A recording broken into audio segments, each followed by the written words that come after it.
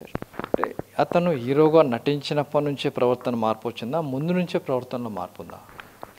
Sir ఫస్ట్‌లో పెళ్ళైన కొత్త నుంచి అతనికి యాంగర్ మేనేజ్‌మెంట్ ఇష్యూస్ అయితే బాగుండేవి. ఇల్లంతా పగలగొట్టటం, నా కారు డోర్‌తో సహా పీకి పారేశాడు ఒకసారి నా కారు.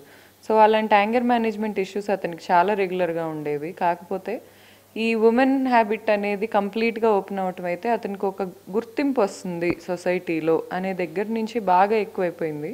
వాళ్ళ అమ్మా నాన్న కూడా పద్దాకా ఇతన్ని ఒక సంతలో గొడ్డులాగా, ఇతన్ని మేము మార్కెట్లో పెడితే మాకెన్ని డబ్బులు వస్తాయి అనే పాయింట్లో ఉంటున్నారు. వెల్ అండ్ గుడ్, అలాగే ఉండొచ్చు, అది మీ పర్సనల్ చాయిస్. కానీ నా లైఫ్ నాశనం చేసే రైట్ మీకు లేదు. ముందు నాతో అసలు ఎందుకు ముడిపెట్టుకున్నారు, ఇప్పుడు ఎందుకు వదిలేయాలనుకుంటున్నారు? వదిలేసేటప్పుడు పద్ధతి ఉండదా? ముడిపెట్టుకునేటప్పుడు పద్ధతి లేకుండా చేశారు సరే, అంటే మీకు పద్ధతులు లేకపోతే అందరు పద్ధతులు లేకుండా బతకలేం కదా.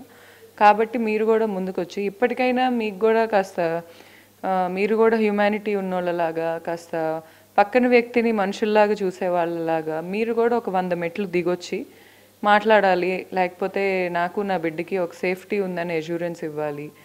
అండ్ మీరు ఇంకా మమ్మల్ని కదిలిచ్చాం అనే క్లారిటీ ఇవ్వాలని నేను ఎక్స్పెక్ట్ చేస్తున్నాను. అంటే అతను సినిమాలో నటించినప్పటి నుండి ప్రవర్తనలో మార్పు వచ్చిందా? ముందు నుంచి ఆ ప్రవర్తన ఉందా? ఎలా ఉందంట? ఫస్ట్ నుంచి యాంగర్ మేనేజ్మెంట్ ఇష్యూస్ అయితే ఉన్నాయి సార్. అండ్ మా ఫాదర్కి ఉన్న హైదరాబాద్లో ల్యాండ్స్ మీద వాళ్ళకి చాలా ఇంట్రెస్ట్ ఉంది.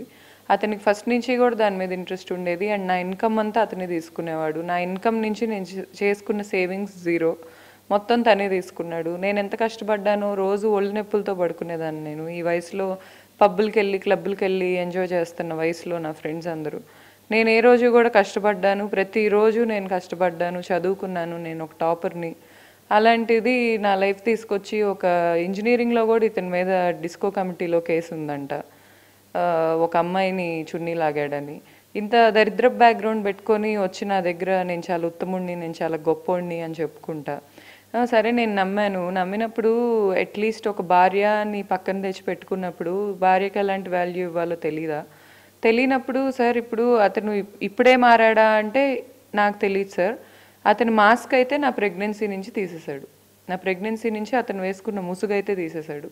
ఓపెన్గా వేరే రూమ్లో ఉంటున్నాడు, ఓపెన్గా అమ్మాయిలను తెచ్చుకుంటున్నాడు, ఆ అమ్మాయిలతో నన్ను తిట్టిస్తున్నాడు. ఓపెన్ అయిపోయింది అంతా నా ప్రెగ్నెన్సీ నుంచి, 2023 నుంచి. అంటే మీరిద్దరు ఉన్నప్పుడు ఈ వ్యవహారం నడిచిందా? లేకుంటే మీరు బయటకు వచ్చినప్పుడు నడిచిందా? ఎలా ఉండేది? అంటే మీరు చెప్తున్నారు అతను హ్యూమన్ రైజర్ అని చెప్పి. సార్ 2023 ఫిబ్రవరిలో నేను కన్సీవ్ అయ్యాను అతనితో. 2023 జూన్ 9 వరకు మేము ఇద్దరం కలిసే ఉన్నాం ఒక విల్లాలో, మణికొండలో. అప్పటి వరకు కూడా అతనికి ఏయో ఉన్నాయి అనే డౌట్ నాకు అప్పుడప్పుడు వస్తూ ఉండేది. కానీ at least end of the day కూర్చొని నువ్వు తిన్నావా, ఈరోజు నీకు ఎలా గడిచింది అని మాట్లాడుకునే వాళ్ళం. కానీ జూన్ నుంచి ఏమైందంటే ఓపెన్ అయిపోయారు తండ్రి కొడుకులు. కంప్లీట్గా మేము అమ్మాయిలను ఇంటికి తెచ్చుకుంటాం, మేము ఇంతే అనే ఎక్స్‌ప్లాయిటేషన్ చేయటం ఓపెన్ అయిపోయారు. కాబట్టి జూన్ నుంచి నేను విడిగా బయటకు వచ్చేసాను. బయటకు వచ్చేసాక కూడా మళ్ళీ బిడ్డ పుట్టాక బిడ్డ కోసం నేను అతనితో కలిసి ఉండటానికి ఈ సంవత్సరం పాటు ప్రయత్నించాను.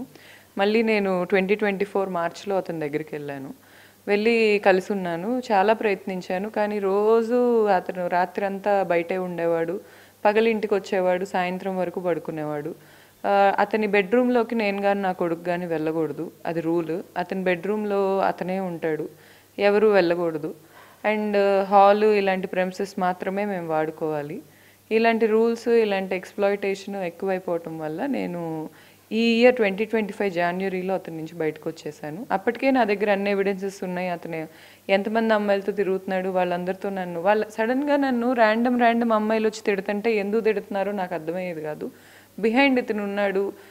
నా కాన్ఫిడెన్స్ తగ్గించడం, నేను ఏమీ చేయలేను అని ప్రూవ్ చేయటం, ఒక వర్త్ ఉన్న నాకు ఏ వర్త్ లేదు అని ప్రూవ్ చేయటం, పర్లేదు బాగానే ఆస్తులున్న నాకు నువ్వు దేనికి పనికిరావు అనే పాయింట్లో పెట్టడం, ఇదంతా వీళ్ళ ఫ్యామిలీ ప్యాటర్న్. ఎందుకంటే వీళ్ళు ఇప్పుడు బిడ్డ పుట్టేసరికి కాళ్ళ కింద పెట్టుకోవాలి అని. మరి వాళ్ళ అమ్మని అలా పెట్టుకున్నారో లేదో నాకు తెలియదు. వాళ్ళ అమ్మ నిజంగా అంత గోత్రం అయ్యానని చెప్తా ఉంటారు నాకు. ఆమె చాలా గోత్రం అయిందని చెప్పిద్ది ఫ్యామిలీతో. అంత గోత్రం అయినా కొడుకుని అలా పెంచకూడదు. కొడుకుని కూడా పక్కన వీళ్ళందరినీ పెట్టి చూస్తూ ఉండిద్ది. పక్కన ఇతను అమ్మాయిలతో ఉండేటప్పుడు పక్కన అసిస్టెంట్లు నేమే పెడతా ఉంటుంది. ఇప్పుడు నాకు ఉన్న పాయింట్ ఏంటంటే అతను పద్దాక మా అమ్మ గురించి తేవద్దు, ఆవిడ ఒక లేడీ అంటాడు. అంటే నేను ఒక లేడీని కాదా? నాకు తండ్రి లేడా, నాకు బిడ్డ లేడా? వాళ్ళు నా గురించి అలా ఫీల్ అవరా? నీ తల్లి గురించి వచ్చేసరికి నీకు ఇంత బాధేస్తుంటే బయట అమ్మాయిలతో నువ్వు ఇంతమందితో ఆడుకుంటున్నావు, చాలామంది అమ్మాయిలకి నువ్వు ప్రేమిస్తున్నానని చెప్పి మోసం చేసావంట, నా దగ్గర నువ్వు పెళ్లి చేసుకొని మోసం చేసావు, మేమందరం ఆడోళ్ళం కదా, మీ అమ్మ స్పెషల్గా ఒక ప్లానెట్ నుంచి వచ్చింది, మేమేమో స్పెషాలిటీ లేకుండా పుట్టేసామా? అలా ఏం ఉండదు, ఎవరైనా ఆడోళ్ళే, మీ ఇంట్లో ఆడోళ్ళు ఒకటి బయట ఆడోళ్ళు ఒకటి కాదు.